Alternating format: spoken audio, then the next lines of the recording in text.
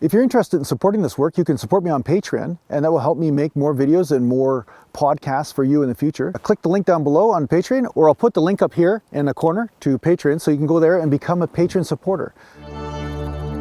Get mantra and meditation MP3s at JasonGallant.ca.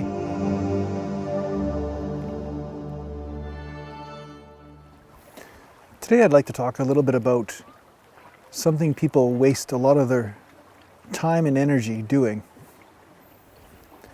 And that's trying to win the game of life. Now, winning the game will be a different task depending on which culture you are in, where you are growing up, or what time period you're in. In the end, none of it matters. In the end, it all has to do with a grandiose game that your mind is playing with you to keep you trapped in the mind. The mind always comes up with another game that you cannot win. That's the trick.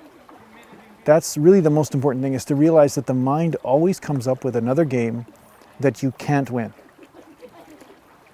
You may seem like you're winning for periods of time, but then there'll be some sort of monkey wrench that's put into the plan and then says, okay, something is needed again. You need to do something in order to earn your divinity or to earn your freedom.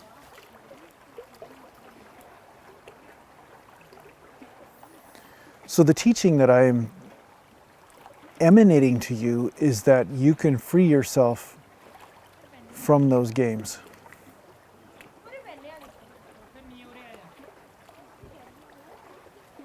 This is frustrating to your neighbors. This may be frustrating to a lot of people around you because they're busy playing a game and they think that you're playing the same game with them. And then when you're no longer trapped in the game with them, they become very frustrated. The misery loves company adage applies, right?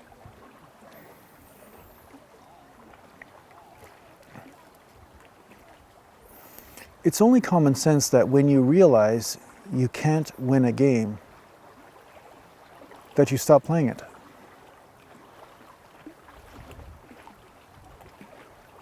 Make up a game you can win.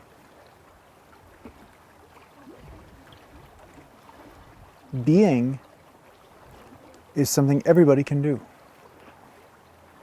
I know that seems to contradict itself, and it does. You're already being. It's just that you're overlaying a lot of other stuff on top of that being.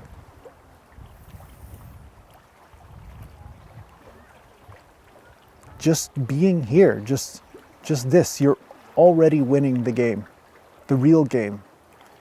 And when you realize you're already winning, you stop wasting your time trying to win other games that are unwinnable.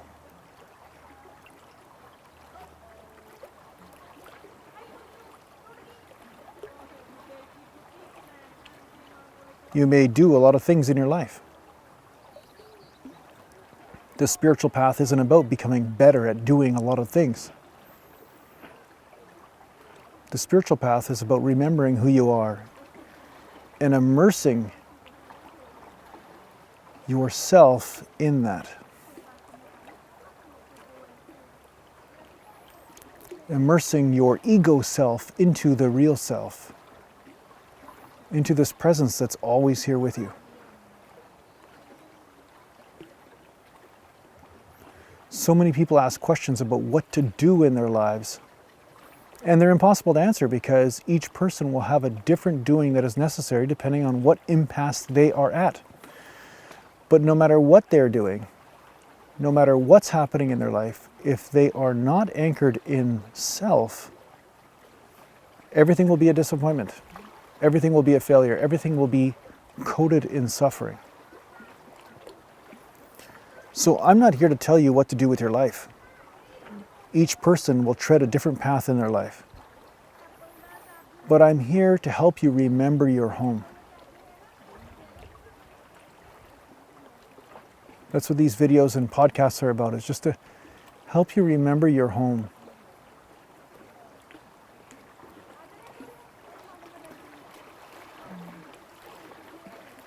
Then the games that you may play that come from this existence of home, this experience of home,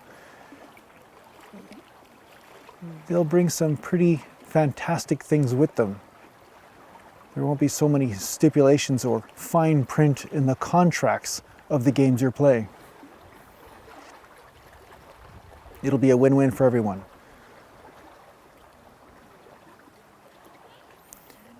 You see, when relationships come from suffering, they perpetuate more suffering.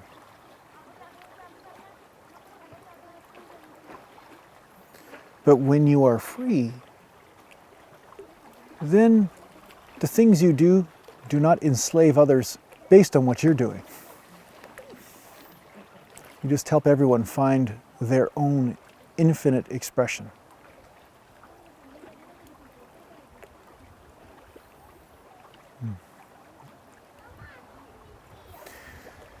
No matter how deep you are in this path, you will find that there are others that will have mastery over certain things, and you may have mastery over other things, but these are ego skills, and I've talked about this.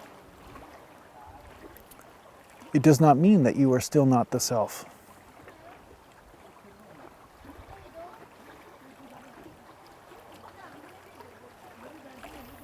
If you can hear the water, just immerse yourself in the sound of the water.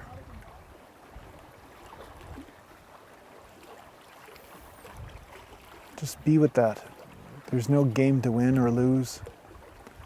There's no experience you're supposed to have or not supposed to have.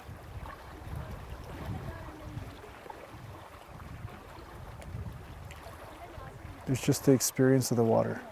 And you may hear some voices in the background of some people having fun.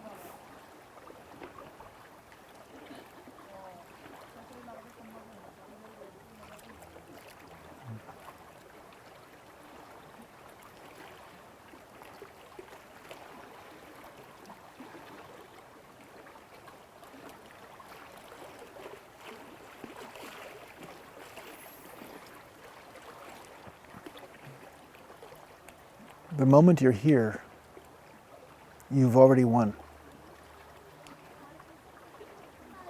Keep returning to here. Keep returning.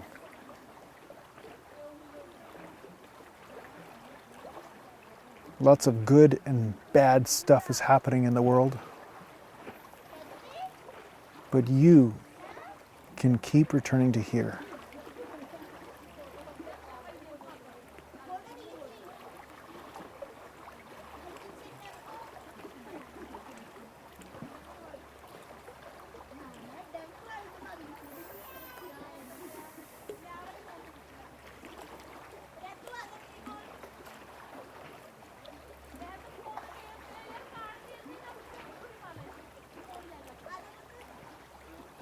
When you are vigilant about this, here becomes stronger than there. The silence becomes overpowering. So then the noise no longer has power over you.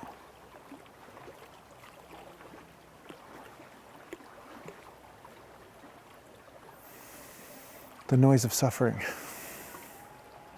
that people are trading back and forth in the world all over the place.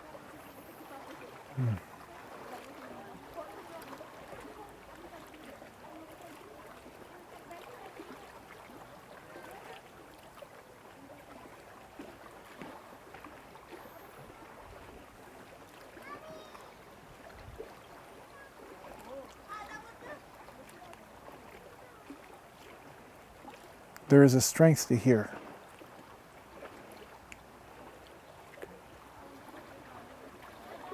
To honoring your relationship with here. It's like a marriage.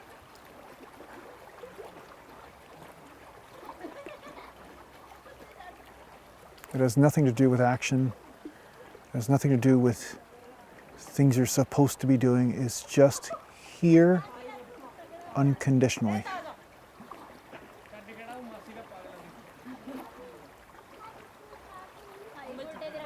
You can hear the noise of the voices, the noise of the water.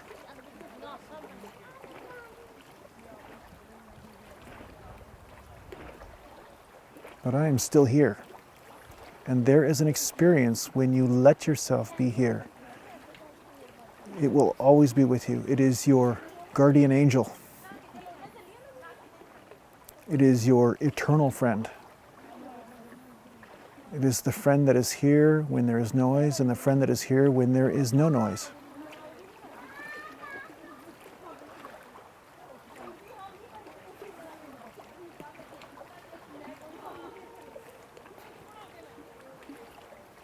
Play the games of life, but don't take them seriously.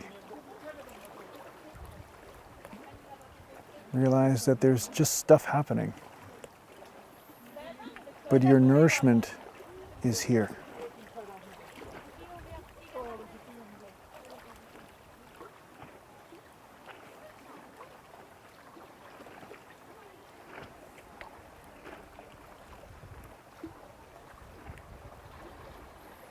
Now some of the noise just left.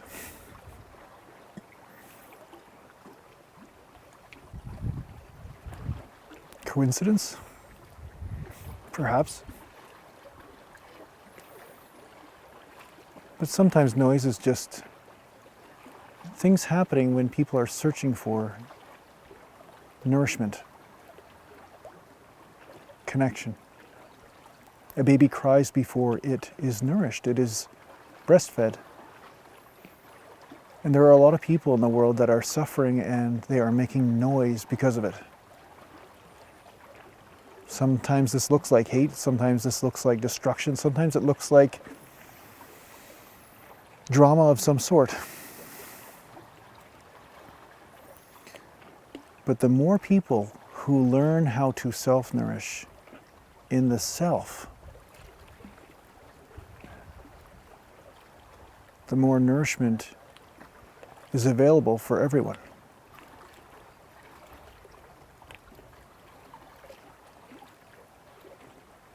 It's like Wi-Fi, self-Wi-Fi.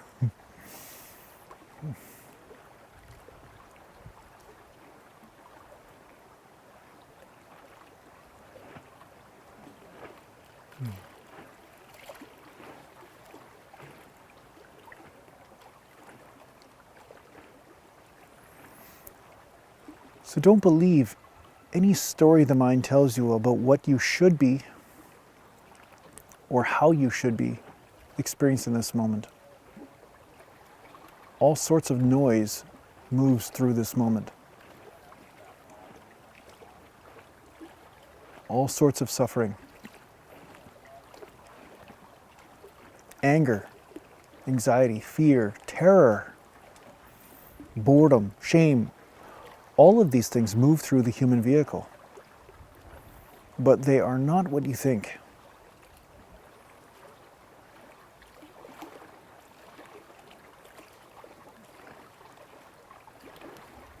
What is common is to attach to these feelings and then to create a story around them and say, that is who I am. That's akin to a sailboat saying, I am the wind. The wind may give it power in one direction or another, but it's more about how to sail with the wind, but it isn't the wind itself that is the sailboat. The sailboat is just there. And wind is a relationship. The wind is a relationship with the boat, and when the boat learns to be with the wind, some dancing can happen, some skimming along the waves.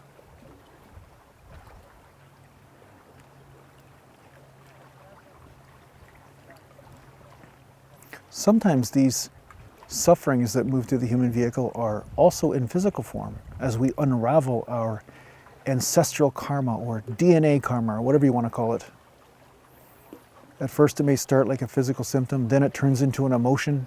You're trying your best to be and you're feeling pain. And then the pain turns into some emotion of some sort or some type of suffering. And then as that flows through you, then your mind may get busy with a story around that emotion. But it all just flows through you. It flows from the bottom up. In the end, remembering who you are allows this process to take place. And at the same time, you receive incredible comfort from this spaciousness that you are, as pain or suffering runs over the surface bodies. So many people ask about how to fix things in their life, how to do this, how to do that. The first thing you have to realize is the reason why a person wants to fix something is because they are feeling something they don't want to feel. It's the opposite of acceptance.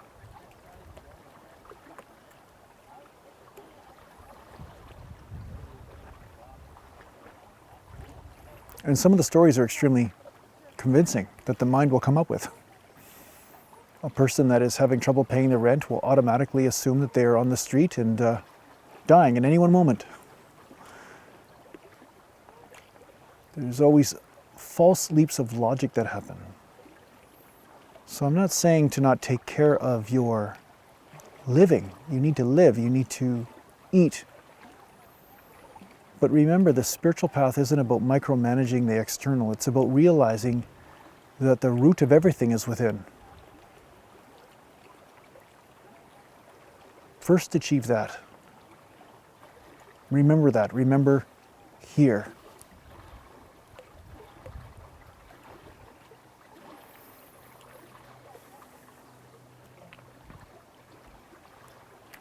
As you immerse yourself in here, sometimes the suffering becomes worse.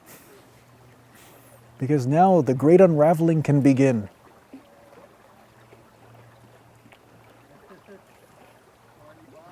But over time,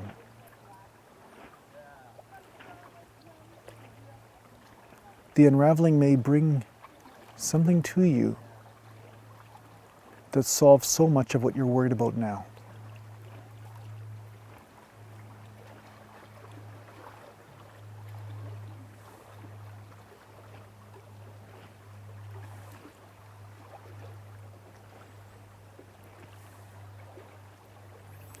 So I hope this helps you on your spiritual journey.